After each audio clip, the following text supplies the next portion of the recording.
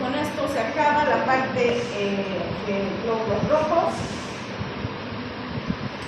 y a partir de aquí entramos a leucocitos. Aquí ya vamos a ver, porque ustedes ya tienen más o menos una idea de lo que es una reacción, una infección viral, bacteriana, parasitaria, qué cosas se encuentran en el laboratorio, tiene un poco más de familiaridad. Pero también vamos a entrar en la parte que es más peluda de su programa, que es la farmacología. Vamos a ver leucemias, linfomas y mieloma. Al tratarse de médicos generales, que les estoy formando, no vamos a ver en forma muy desglosada estas patologías, las vamos a ver muy por las capas.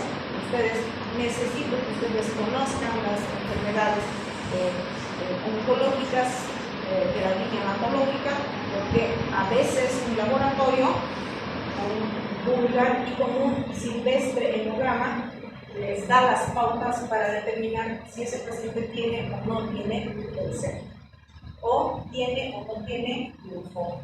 Entonces, les va a permitir estas alteraciones laboratoriales a ustedes parar las orejas y decir, este paciente necesita un especialista.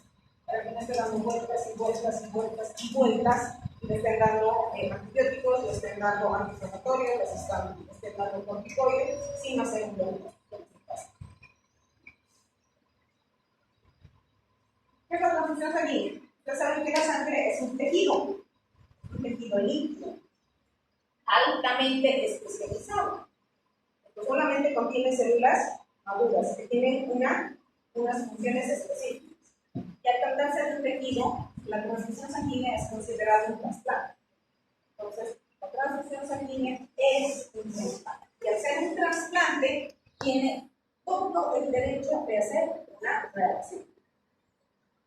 El acto de transfundir sangre con uno de sus componentes es el acto de transfundir por la sangre uno de sus componentes de un donador a un receptor. De un individuo a otro se llama donador-receptor, transfusión halógena o autólogo. Y cuando se hace de uno mismo, es decir, yo saco sangre y después de mi cirugía me la vuelven a poner, pues es una transfusión autóloga. Hoy en día se está preguntando la transfusión autóloga. Eso es lo mejor, porque el riesgo de hacer una hemólisis es mínimo. La importancia de la transfusión sanguínea. ¿En dónde radica su importancia? ¿Qué puede salvar una vida? Esta reposición, esa transfusión que puede salvar la vida. ¿Y cuándo la voy a utilizar yo como una herramienta? Cuando necesito reponer el volumen sanguíneo, cuando mi paciente ha tenido un accidente politraumatizado o se ha lesionado una arteria importante, y en cada latido de ese paciente tiene un chorro de sangre. O para mejorar mi hemoglobina y mi capacidad de transporte de oxígeno y de otras sustancias a los tejidos más importantes: cerebro, corazón, riñones.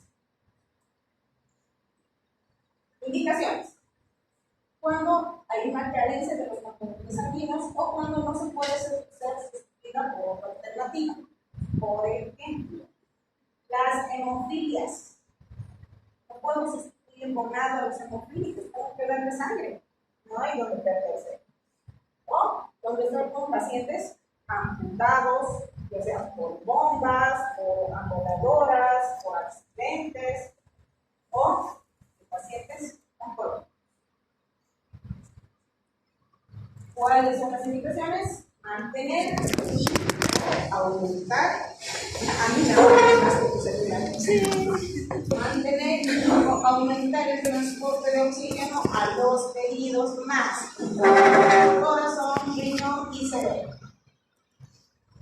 Frenar con hemorragia en el caso de los pacientes con alteraciones en la coagulación, los hemofílicos, los politraumatizados o los que tienen trastorno de la coagulación, las púrpuras. En este caso, sí lo puedo administrar sangre o componentes. Vamos a ver cuáles son estas formas. La sangre total es la sangre completa, la sangre que no ha sido procesada, la que sale bien al paciente. Esa es la sangre completa. Ya no se utiliza muy completa hoy en día, precisamente por las grandes reacciones que se suceden durante la transfusión o después de la transfusión. Únicamente está indicado el reemplazo durante una hemorragia aguda masiva, paciente que está en la flor, con una inestabilidad hemodinámica y que excede la tercera parte del volumen sanguíneo del paciente, en casos de extrema urgencia. Si no necesitas utilizan los componentes o la fragmentación de las unidades. Y esto es lo que se trata de pregonar hoy en día, que es el uso racional de sangre y sus derivados, para que pues, puedan darse cuenta que de una unidad pueden beneficiarse de muchas cosas. Solo después de la valoración profunda y minuciosa cuando se sopesa el riesgo-beneficio y el beneficio supera los riesgos, se puede transfundir con unidades. ¿Esto qué quiere decir? Que solamente cuando no tengo alternativas y mi paciente realmente lo requiere, lo voy a transfundir. Si no, puedo utilizar otras alternativas. Por ejemplo, un paciente que tiene anemia, determinar si su anemia es sistémica, si su anemia es potencial, M2, ácido fólico, o si mi paciente está hemolizando. Si yo determino que mi paciente es ferropénico, le doy hierro. Si yo determino que mi paciente está hemolizando porque es una inmunitaria, le doy corticoide. Si mi paciente tiene una anemia por un déficit de 12 ácido fólico, le doy. No necesito transfundir. Pero sí, cuando mi paciente se está muriendo o mi paciente puede complicarse con un infarto, un accidente cerebrovascular o cualquier otra índole y mis beneficios superan mis riesgos, transfundir. Después de un estudio racional y específico de la patología a tratar, finalmente debe realizarse únicamente políticas médicas. Antes, hasta hace unos pocos años, del año 2004, 2005, hasta las enfermeras transfundían. Las enfermeras podían indicar transfundir. Hoy en día no. Solo el médico que está tratando a ese paciente, ni siquiera el médico de guardia está autorizado para transfundir. Es el médico tratante, el médico que está a cargo del paciente, es el único que puede indicar. Esto es sangre, esto es plasma, estos son leucocitos, plaquetas y estos son eritrocitos. Y de esto sale todo esto. Entonces, ¿cuáles son los componentes de la sangre fraccionada? El paquete globular. Luego están, aquí están las plaquetitas solas, aquí está el plasma fresco y el fluido precipitado. Tenemos la sangre, que es la sangre total, de la que se va a fragmentar los paquetes globulares. Paquetes globulares, ¿cuál? Es un número, miren. Los paquetes globulares y el plasma rico en plaquetas. De este plasma rico en plaquetas sale el concentrado de plaquetas, el plasma fresco congelado y el plasma de 24 horas. Y de este plasma fresco congelado va a salir el frío precipitado, la albúmina, la globulina y los factores de población. Entonces, si ustedes se fijan, de una unidad se van a beneficiar 4 pacientes. Entonces, ya no se da sangre total. Ya no se da. Pónganle y a ver cómo le va. Ahora hay que estudiar muy detalladamente el paciente. Hay que hacer estudios muy finitos de histocompatibilidad para que pueda ser transferido. Uno de estos es altamente inmunogénico. Por lo tanto, cualquiera de estos, aún siendo procesados y filtrados, son capaces de generar una reacción antigénica. Entonces, ¿cuál es el proceso de transfusión? Primero, la correcta indicación. No necesita transfusión. transfundirse, no lo transfundan. Estudienlo. Elección idónea del componente.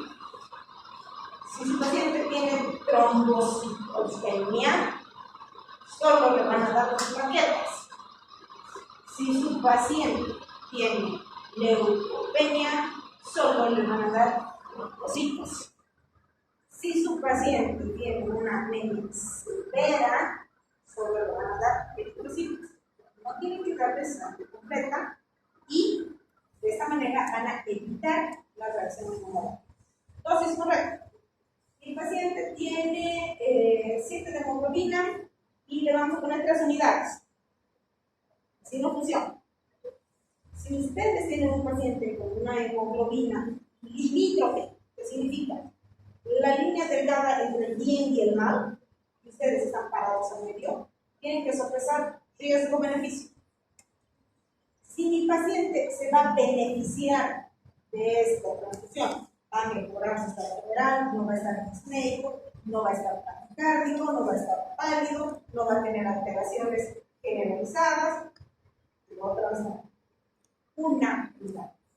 Una. Solo para estabilizar al paciente. Y después analizan cuál es la causa de esa y dan tratamiento de eso. Pero si tiene 6 o 5 de hemoglobina y está más fresco que una lechuga, no lo transfundan. Busquen la causa. Más de las veces son hemólisis por parásitos intracelulares. Las más de las veces. Entonces, no le van a, como un paciente que yo tenía en el hospital, llegó de benísimo neucosto. El paciente llegó con fiebre, estaba de moda el dengue en ese entonces. Estoy hablando de lesiones 4 años atrás. El dengue, la chikungunya y el zika estaban de moda. Llega la paciente con fiebre en picos, con dolor generalizado, con dolor muscular, y mientras espera sus laboratorios serológicos para ver si es dengue, chikungunya, etc., se dan cuenta que la paciente tiene 3 de hemoglobina. 3. Estaba más fresca que una lechuga. Está feliz ahí la señora, con dolor, obviamente, por el dolor muscular. Y estaba fresca, como la lechuga. No tenía disnea, no tenía taquipnea, estaba pálida así. Y viene el médico y dice: bueno, transfúndame 5 paquetes. 3 de hemoglobina. Transfúndame 5 paquetes. Antes de que me saquen los 5 paquetes, ¿le han hecho boca gruesa? No, no le han hecho. Háganle boca gruesa. Sorpresa. Han estado con malaria. O sea, que me iban a transfundir 5 unidades para que los bichos se multipliquen en grandes cantidades. Si lo que necesitaba era tratamiento para la malaria, no transfundirse 5 unidades. Entonces, moraleja, hagan diagnóstico primero. No mediquen, no traten al paciente si no tienen diagnóstico. Y esa paciente no necesitaba transfundirse porque estaba clínicamente era estable. No necesitaba transfundirse. Y si hubiese necesitado una unidad más que suficiente, darle un poquito de tiempo hasta que salga la serología. No, la serología se le da.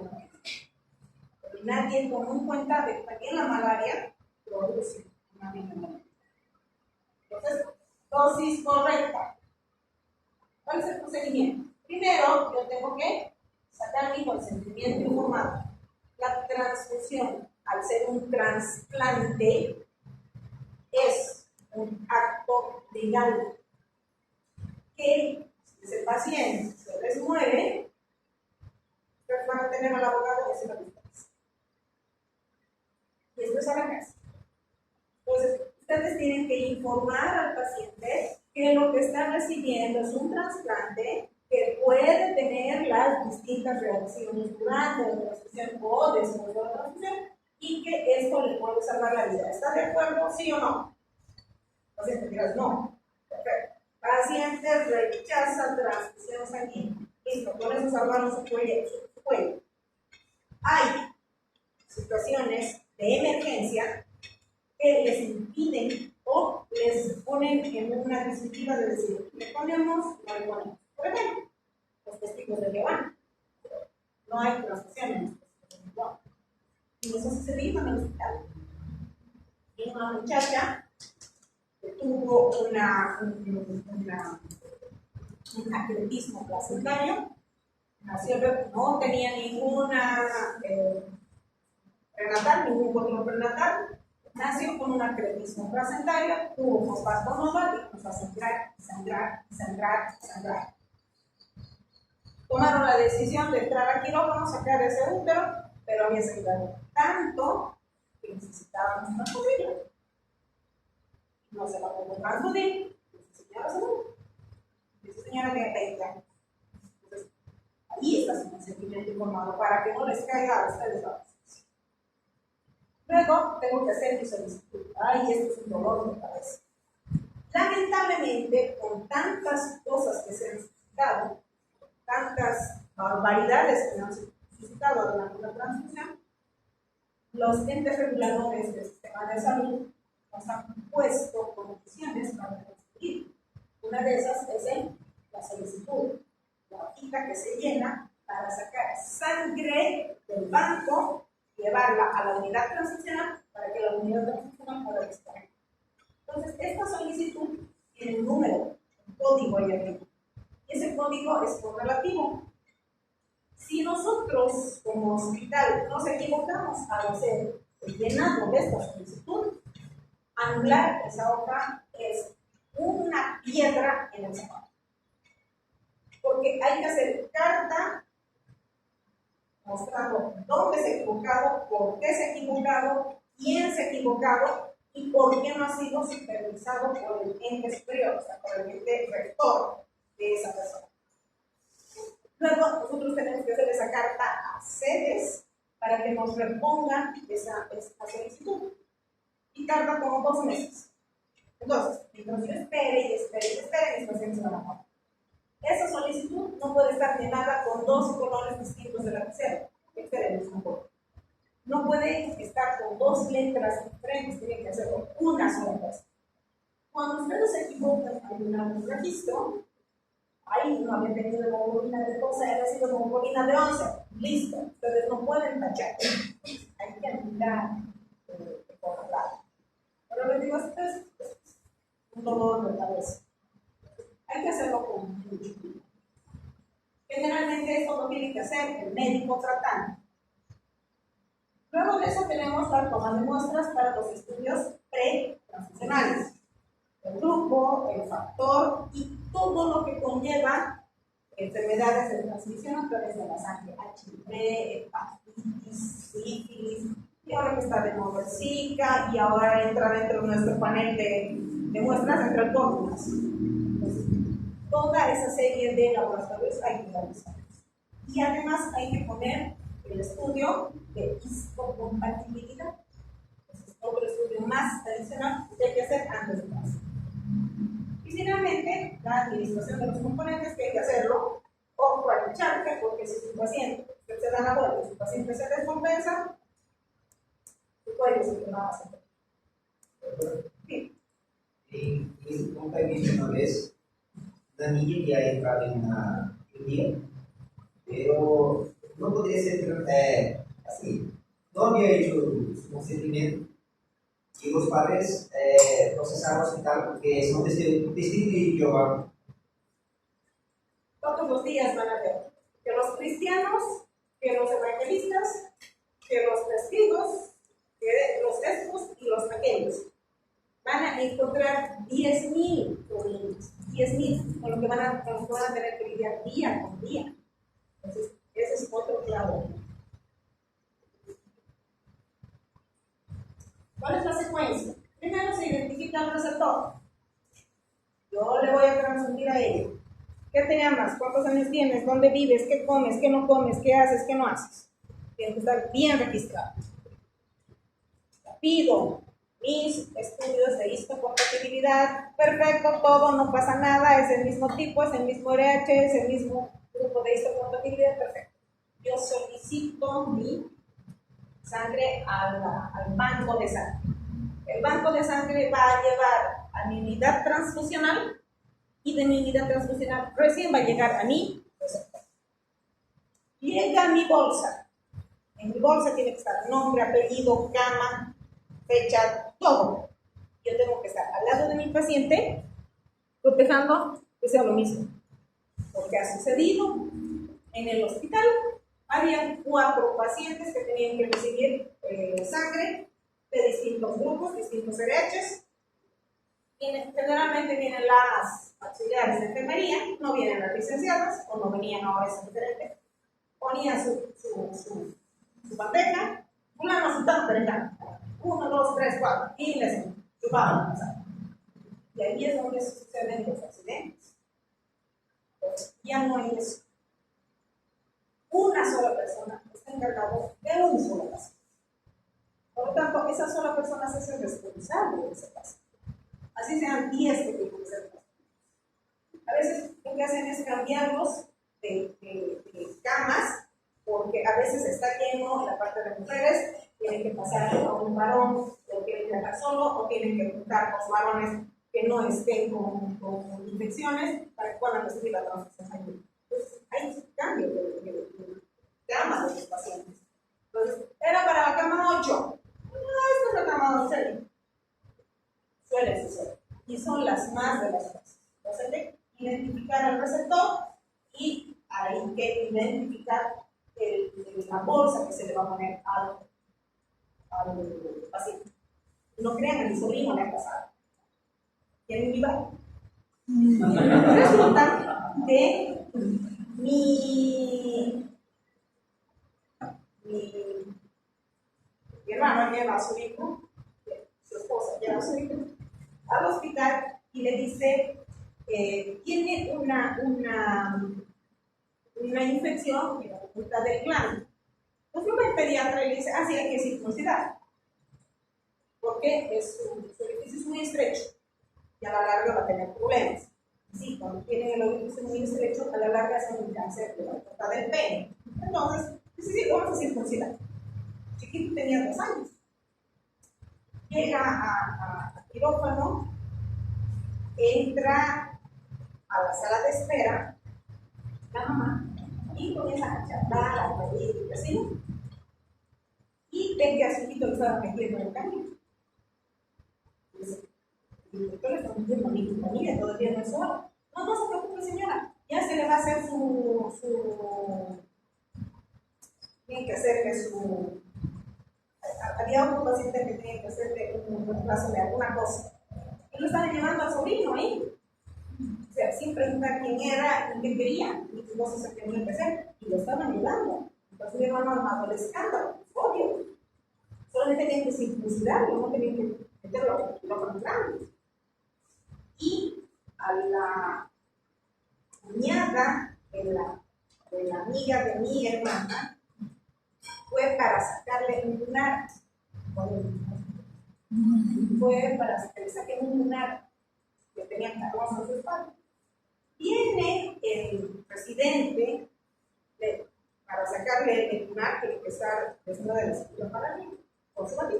Entonces, quítese la bata. La bata. Y comienza a dibujar. Pero ¿qué sucede? Y la otra chica le dice, ¿qué está haciendo? Es para su plastía. No es para plastía, es para un lunar. Sucede. Hacer las mejores,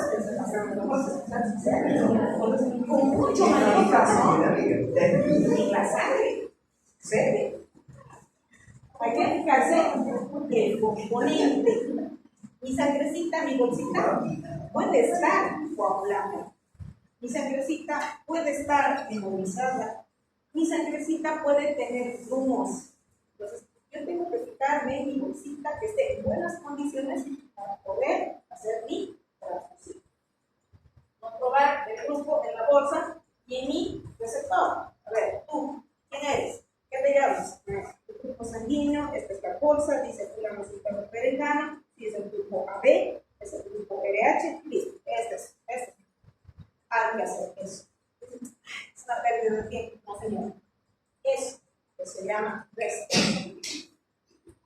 Luego, iniciar mi transfusión con mi paciente y mi interno, que son los internos, los chupan, con el interno y mi paciente en los primeros 15 minutos. Exacto. O ya. Porque en los primeros 5 minutos es que se van a dar las reacciones transfusionales. Hay presión, pulso, temperatura, hay que estar observándolas. Porque en las primeras de cambio el paciente comienza a mostrar signos de hemólisis. Entonces, tengo que estar al lado de mi paciente. Y finalmente, tengo que hacer mi informe de control de la transfusión con mi hemovigilancia, seguridad de hemovigilancia. Concluye transfusión sanguínea sin eventos. Punto. Y eso se archiva en mis paredes. ¿Por qué? Porque CEDES mensualmente nos exige la trazabilidad. ¿Qué es la trazabilidad? Si mi paciente es una reacción transfusional, corto la administración de la sangre, agarro mi paquete, resguardo mi paquete en un contenedor y eso se lleva al laboratorio. ¿Para qué? Para que me hagan distintos análisis para ver si es la bolsa de sangre que me ha ocasionado esa reacción transfusional. Si mi bolsa está limpia, tengo que hacer mi trazabilidad hasta mi receptor. ¿Qué ha pasado con esta bolsa desde que ha salido de la unidad transfusional? No ha pasado nada. ¿Qué ha sucedido desde que ha salido el banco de sangre? Si han transportado de forma adecuada. Y si no, ¿qué es lo que ha sucedido con el donador? El que ha donado, hay que hacerle examen con post-transfusión. Hay que hacer exámenes al donador para ver si tiene esto que nosotros estamos viendo, el nulo o un global. Eso se llama trazabilidad. Pero si mis distinguidos internos me cierran mi bolsa y me la tiran al basurero, ¿cómo voy a seguir mi trazabilidad? Bueno, ¿no? Entonces, todo está protocolizado. ¿Qué es lo que yo tengo que hacer primero antes de transferir a mi paciente sangre? Primero lo tengo que evaluar. Tengo que agotar todas las posibilidades que me impidan transfundir. Y cuando ya no tengo alternativa, recién. Primero, hemoglobina. Si está menos de 7, tengo autorización para transfundir. Pero no es transfundir porque transfundir. Si mi paciente tiene síntomas de hipoxemia, sí lo puedo transfundir. Si mi paciente no tiene síntomas de hipoxemia, no necesito transfundir. Si mi paciente tiene riesgo cardiovascular, sí lo puedo transfundir. Si no, no. Entonces, si él tiene todas estas condiciones, adelante con la transfusión. Pero si mi paciente tiene una hemoglobina por encima de la línea, les digo la línea del bien y el mal, y no tiene signos de hipoxemia y riesgo cardiovascular, va a hierro, va a hipoglucemia, va a serofólico B12, hasta agua le puedo dar. No hay ningún problema. Y esto es lo que se sigue cuando hay una reacción transfusional.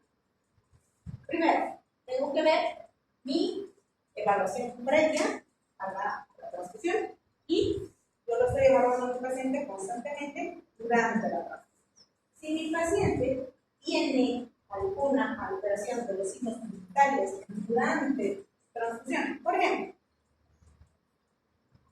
lo que sucedió en el hospital, mi paciente tenía un linfoma y yo lo tenía que transfundir para hacer su quimioterapia.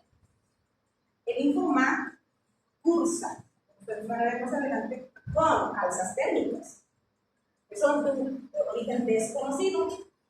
Por lo general es por la carga tumoral. Pero no es porque tenga infección, es porque la misma carga tumoral que ocasiona pirógenos, que le elevan la entrada. Me llama, doctora, su paciente está con 39 temperaturas. Háganle medios físicos. Cierren la transfusión, háganle medios físicos y denle un antibiótico, denle paracetamol. Vengan, ya bajando la temperatura, digan transfusión. Ahora, otra vez hecho picofaril. Vuelvan a cerrar la transfusión y den la antibiótico hasta cumplir las 4 horas. Doctora, su paciente ha hecho una celular no es una reacción transfusional. Mi paciente es un paciente con esa condición que se llama tumor, que le ocasiona una reacción, no es una reacción transfusional. Entonces, lo primero que hay que hacer es ver, conocer las reacciones transfusionales y después monitorizar al paciente. Si mi paciente hace una alteración de signos vitales, hipotensión, diaforesis, pico febril, a eso ya me tiene que llamar la atención. Tengo que decir, está sucediendo algo, cierro mi transfusión y lo revaloro. Si veo que es por la enfermedad de base, lo trato y le vuelvo a pasar su antecedentes. Pero si veo que una vez cerrado el paciente mejora, quiere decir que mi reacción es transfusión. Entonces, ahí activo un protocolo de reacción transfusión. Tengo que saber reconocer esos signos y síntomas. Si encuentro, por ejemplo, dolor intenso de espalda, disnea, taquicardia e ictericia, cierro mi paquete y doy inicio a mi reacción transfusional. Para eso, cierro mi sangre y abro mi fluido, que en este caso es fisiológico, llamo al médico de guardia, se inicia, se activa la reacción transfusional. Al paciente se le toma muestra de sangre y muestra de orina. Voy a orinar sobre la marcha. Se manda al laboratorio. ¿Para qué? Para ver si tiene bilirrubinas elevadas en directa, mi LDH, mi PUMS, mi hemograma y finalmente mi hemoglobinúria. Si todo eso sale positivo, es una reacción transfusional aguda. Por lo tanto, tengo que hacer mi trazabilidad. Tengo que medicar al paciente y tengo que ponerlo en observación, porque mi paciente va a hacer una insuficiencia renal aguda sobre la marcha. Entonces tengo que darle mucho líquido para que orine. Si mi paciente no presenta ningún síntoma, se hace el llenado de la ficha de hemovigilancia, paciente sin alteraciones durante la transfusión, concluye la transfusión y nos vemos. Se acabó la transfusión. Pero si no, tengo que hacer mi trazabilidad. Esto es todo lo que se hace durante la hemovigilancia, ¿no? Cómo tiene que proceder la parte de laboratorio, la parte médica y la parte de enfermería, porque todos formamos parte de la unidad. Estos son los grupos sanguíneos y las pruebas que se necesitan hacer antes de la transfusión. Para la hepatitis, para el citomegalovirus, para el HIV, antígenos P24, que son los de histocompatibilidad, toda mi gama de histocompatibilidad, detección de sífilis, paludismo y equipamientos de chikungunya, Zika y al COVID más. Las pruebas de histocompatibilidad tanto para el LDH como para el grupo sanguíneo. Son los grupos sanguíneos, los que pueden donar y los que pueden recibir y vemos que pueden donar. ¿Qué es una reacción transfusional? Es todo evento, accidente o incidente que se sucede durante la transfusión de una unidad o puede darse semanas o meses después. Y están relacionadas con el acto transfusional, ¿no? Y que estas van a repercutir en el estado general del paciente. Lo va a salvar o finalmente lo va a matar. Entonces hay que tener mucho cuidado. ¿Cuáles son las reacciones transfusionales o posttransfusionales durante la transfusión? La administración de cualquier componente celular o plasmático. Paquete globular, plaquetas, o plasma, o inmunoglobulinas, etc. Que contengan antígenos de los grupos sanguíneos, de es más frecuente, pero no son los únicos. Pueden haber otros antígenos que pueden ser producto de la lisis bacteriana, puede ser producto de la misma bolsa que contiene la sangre, que tiene calcio, puede ocurrir un exceso de calcio.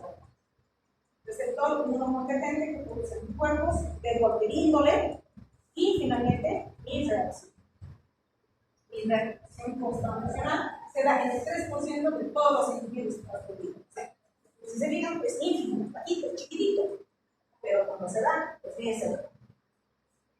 Según el tiempo de la aparición de los síntomas, inmediata, antes de las 24 horas y también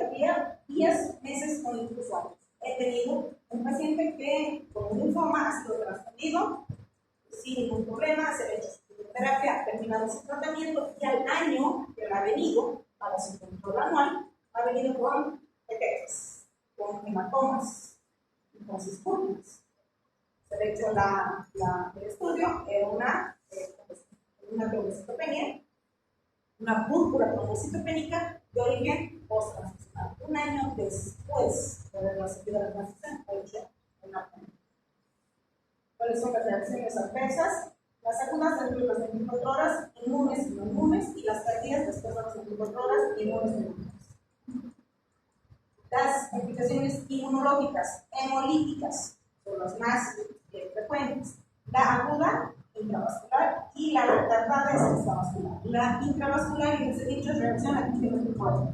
En cambio, la extravascular es por partículas formadas por otros antígenos.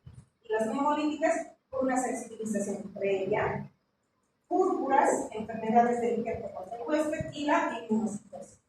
Y las no inmunológicas, tipo infeccioso, a veces pinchan la bolsa, a veces hacen caer la bolsa al piso. Eso son errores humanos. La transfusión masiva, pacientes amputados, en pacientes explotados, en pacientes volados sus miembros por trabajando horas, los que sí se pueden recibir 10, 20, 30 unidades.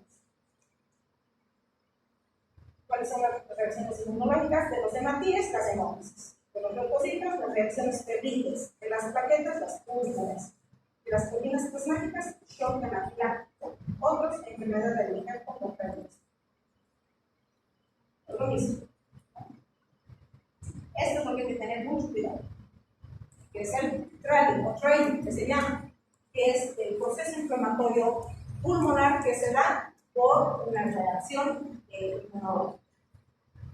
Puede darse por una sepsis, puede ser primario del paciente, una neumonía, puede hacer una embolia grasa por el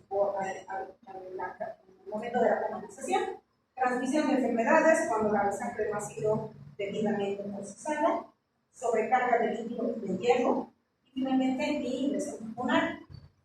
Esta es una placa pre-transmisión y es una placa post. Entonces, hay un proceso inflamatorio intersticial severo que el paciente entra en una franca insuficiencia respiratoria. Entonces, es lo que sucede, ¿no? El linfocito, sus antígenos, los anticuerpos, hay una reacción anticuerpo, ya sea de forma directa o indirecta, se va a formar la anticoagulación y esto va a hacer que mi macrófago incluya mi eritrocito y me lo resuelva. Por lo tanto, hemólisis. Las reacciones inmunológicas hemolíticas por destrucción de eritrocitos por antígenos de receptor. Las agudas intravasculares por incompatibilidad como general. Es más frecuente en el quirófano porque eso tiene urgencia las transfusiones.